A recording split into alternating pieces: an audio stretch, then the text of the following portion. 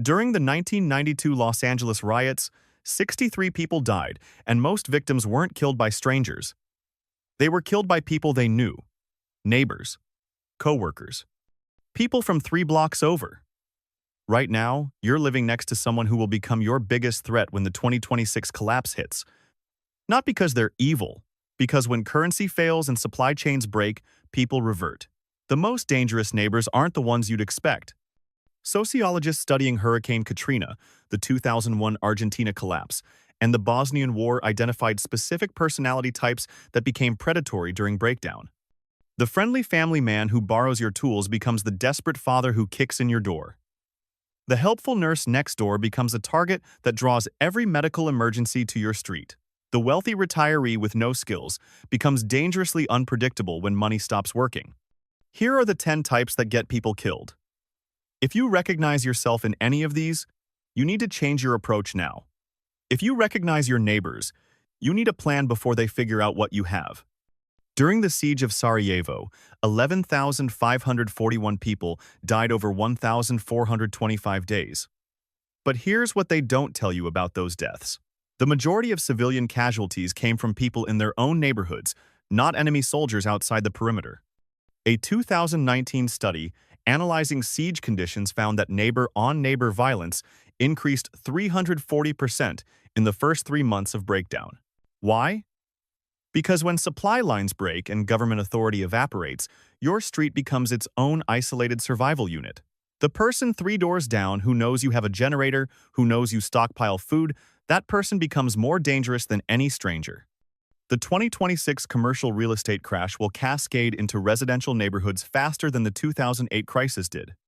When banks foreclosed on 3.8 million homes between 2007 and 2010, homelessness increased by 130,000 people nationwide. But 2026 is different. This time, unemployment hits white-collar workers who own homes in stable neighborhoods. Your suburban street isn't immune. When the dad next door loses his $120,000 job and can't refinance his mortgage at rates that tripled since origination, he doesn't just disappear quietly. He stays. Watching what you have. Here's the mechanism nobody discusses. The Federal Reserve's extend and pretend strategy delayed the inevitable for years. Commercial vacancy sits at 30-year highs while residential neighborhoods pretend everything's fine. When refinancing hits in 2026 and employment craters, the suburbs won't have the mutual aid networks that saved rural communities during the Depression. Urban density creates anonymity. Suburban isolation creates vulnerability. Suburban familiarity is worst. Your neighbors know too much about you. They know your schedule, your habits, your weaknesses. During collapse, knowledge becomes weapon. Most survival content focuses on external threats. Roving gangs, looters, government confiscation. But data from every modern collapse shows the same pattern. 60 to 70% of property crimes during crisis come from people within a 5-block radius of the victim. Not strangers from across town. People who watched your routine for years. These 10 neighbor types appear in every collapse scenario across different cultures, different decades, different economic systems. Most aren't obvious. And identifying them now gives you months to adjust your operational security before they become lethal. Number 10. The overly prepared talker. This sounds backwards. Isn't a prepared neighbor good? Not when they announce it to everyone. Here's the mechanism. They talk about their preps at neighborhood BBQs. They show off their gear, their stockpile, their plans. They think community building means telling everyone what they have. During the 2001 Argentine collapse, prepared families who talked openly about their supplies were targeted within the first 2 weeks. A 2003 study of collapse survivors found that households advertising preparedness faced home invasions at 4.5 times the rate of quiet households. The families who survived kept their prep secret and their mouths shut. They spent $15,000 on 6 months of supplies. But telling 20 neighbors means 20 potential threats who know exactly where to go when they're desperate. Each conversation creates a mental map of resources. If you're this neighbor, stop talking. Now. If your neighbor is this type, they've painted a target on themselves, and you're close enough to get caught in the crossfire when desperate people come calling. The talking prepper creates a second problem. When crisis hits and they get looted first, desperate neighbors learn that targeting prepared households works. They'll come for you next. Number 9. The medical professional. Having a doctor or nurse next door sounds ideal, until every medical emergency in a 3-block radius shows up at their house. Here's why this becomes your problem. Everyone knows their profession. When hospitals are overwhelmed or unreachable, desperate people remember. They can't say, no, professional ethics and social pressure prevent it. Every visit creates a security risk for the entire street. During Hurricane Maria, doctors in Puerto Rico reported armed visitors demanding treatment for family members. In the 1998 Russian financial crisis, Moscow medical professionals faced daily intrusions from desperate neighbors. One pediatrician documented 14 forced home visits in the first month, including 3 at gunpoint. Your medical neighbor becomes the neighborhood clinic. Except clinics have security guards and controlled entry points. Your street has ring doorbells and unlocked gates. If you're medical, establish hard boundaries now before crisis forces the decision. If your neighbor is medical, understand their house becomes a target that draws crowds. You're adjacent to the target. Every person who shows up at their door walks past yours first. Medical professionals also become targets for pharmaceutical theft. Everyone assumes they have access to medications, controlled substances, antibiotics. Whether they do or not doesn't matter. Perception creates the threat. Number 8. The obvious prepper with the generator. You'd think visible preparedness signals strength. It signals break in here. Here's the mechanism. Generator noise broadcasts, we have power to 40 households within hearing distance. Visible security cameras and solar panels advertise resources. Hardened house architecture signals something worth protecting inside. Each security measure creates resentment among unprepared neighbors who lack the same resources. During extended blackouts in South Africa's 2023 load-shedding crisis, homes running generators faced break-in attempts at 3 times the rate of dark houses. Johannesburg police data showed that visible security infrastructure increased targeting rather than deterring it. Criminals assumed hardened targets contained valuables worth stealing. They were usually right.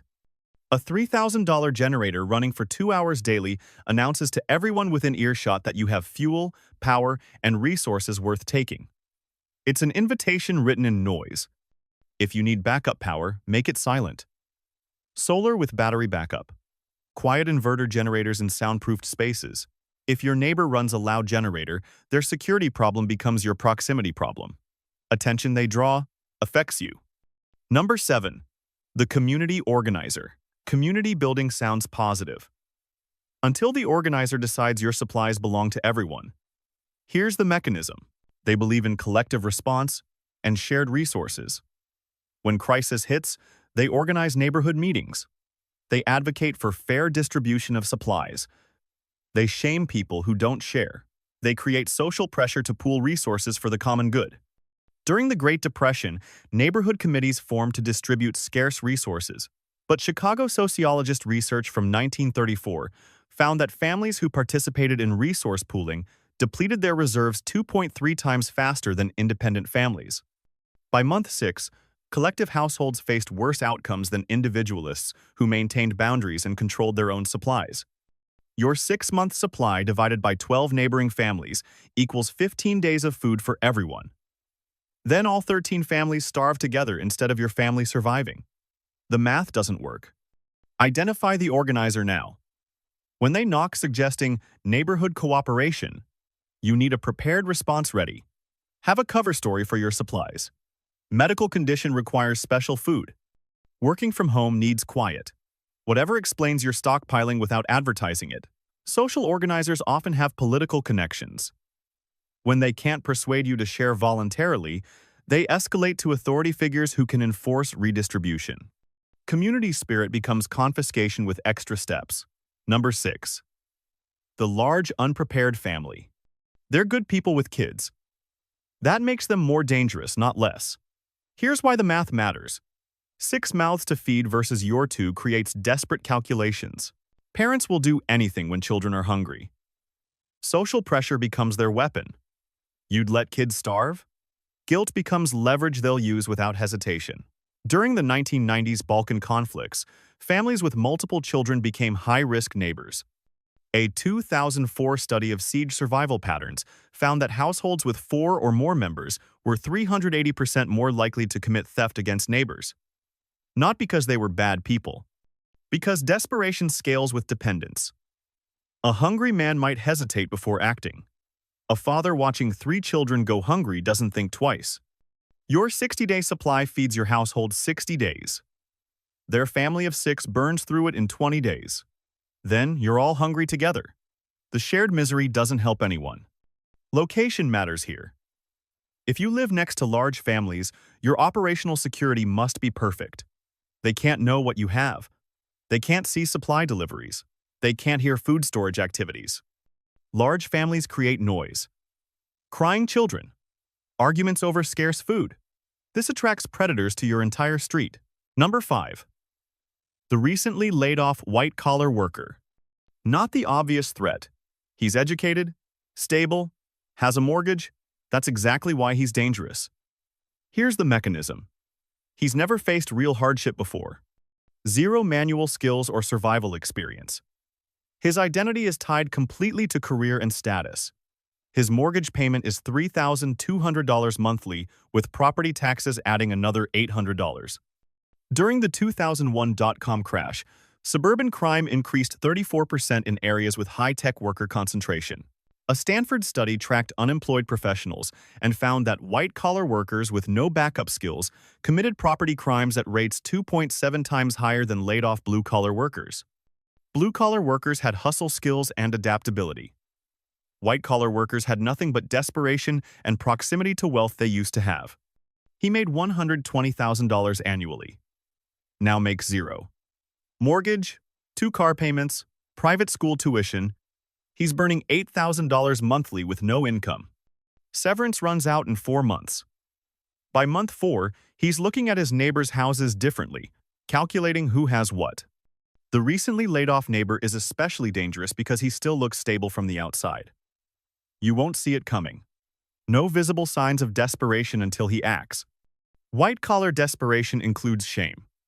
He won't ask for help. He won't admit the problem. He'll just take what he needs when no one's watching. Number 4. The elderly widow next door.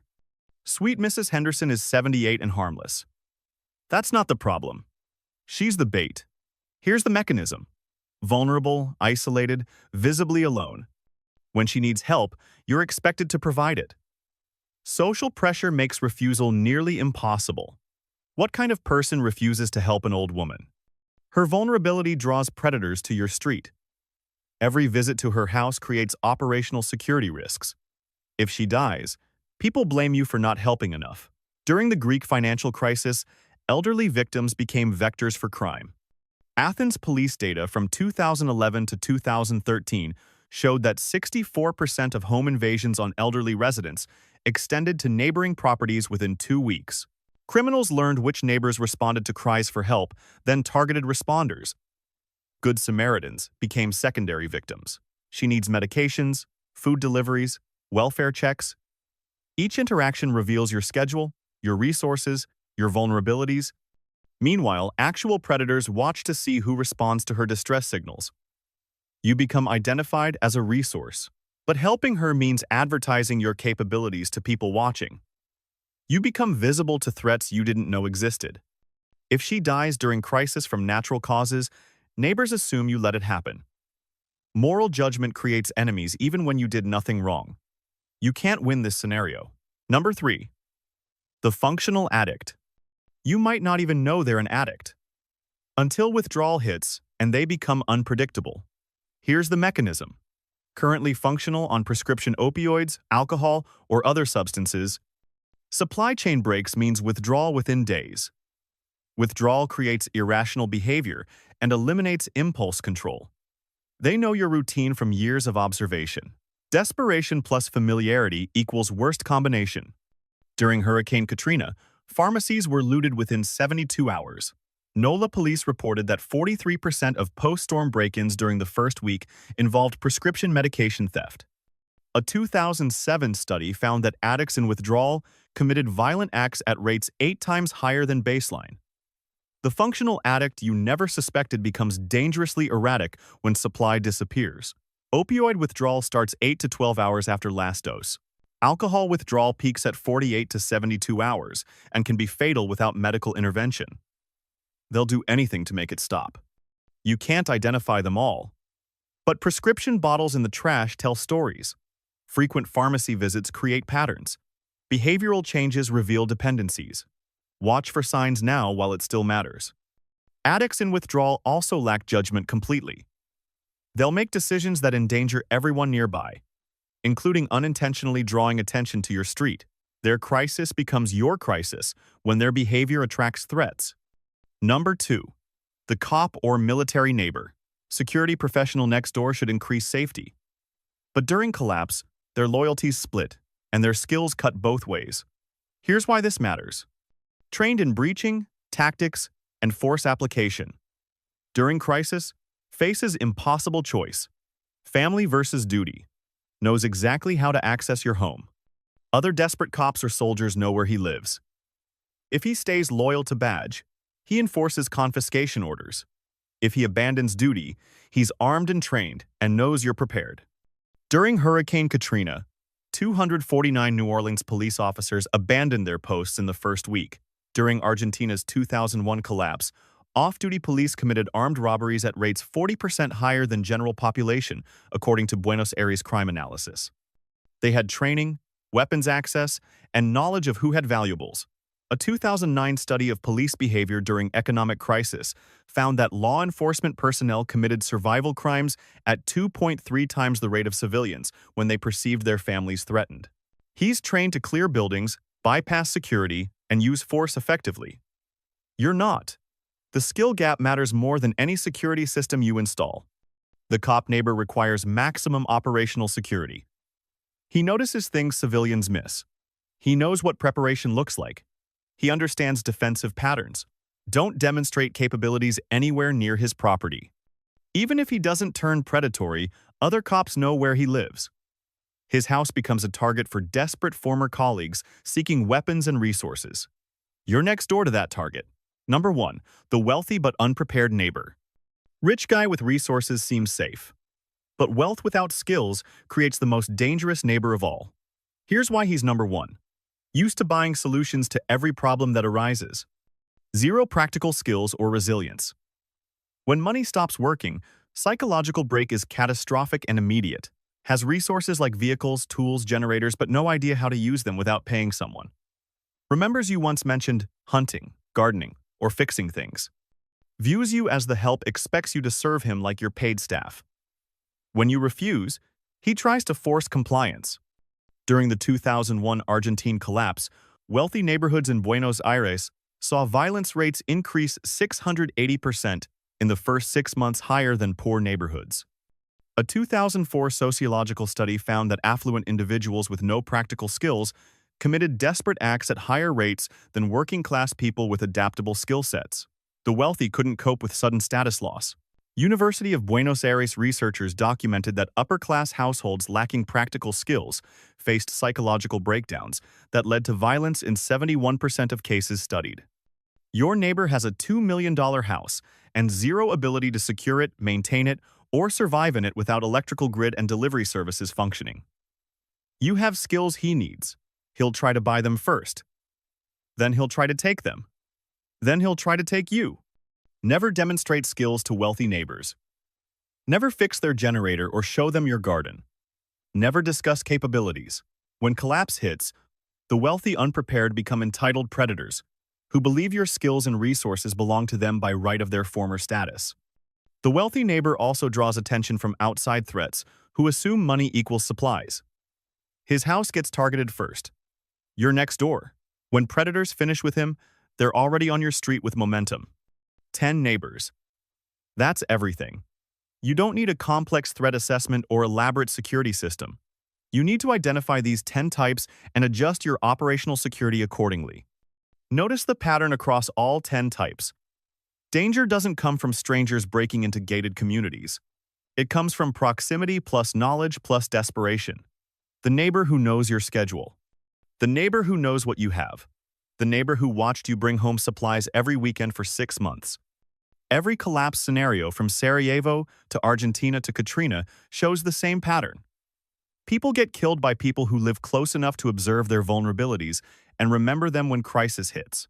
Mainstream preparedness content tells you to build community, cooperate with neighbors, organize mutual aid networks.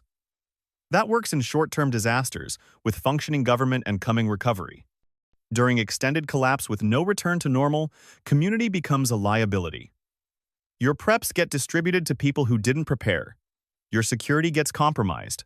Your resources get consumed by people who contribute nothing. The connecting thread across all 10 neighbor types. Operational security matters more than stockpiles. You can have 2 years of food stored, but if 10 neighbors know about it, you have 0 days of food. The family nobody notices, nobody remembers, nobody thinks about they survive. The helpful neighbor who's always visible becomes the obvious target when desperation hits. Visibility equals vulnerability.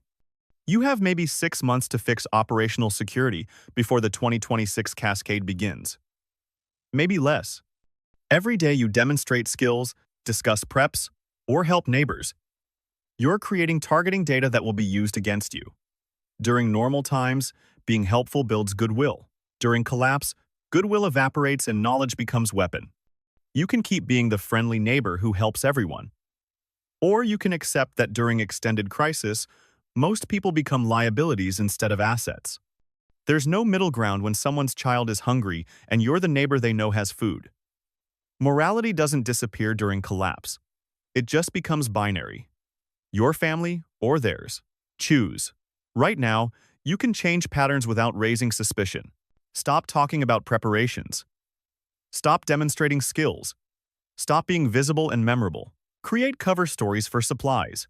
Medical condition requires special food. Working from home needs backup power. Whatever explains your stockpiling without advertising it. Once collapse starts, changing behavior announces preparation. Do it now while it looks normal. The families who survived Sarajevo, Argentina, and Katrina share one trait. They were forgettable. Nobody remembered what they had. Nobody noticed what they did. Nobody thought about them when desperation hit. Can your neighbors describe your routine? Do they know what you have? If yes, fix it. Now, subscribe. Because next, I'm revealing the exact operational security protocols that kept families alive when 90% of their neighbors didn't make it. The specific behavioral changes you make this week that turn you invisible to threats. See you then.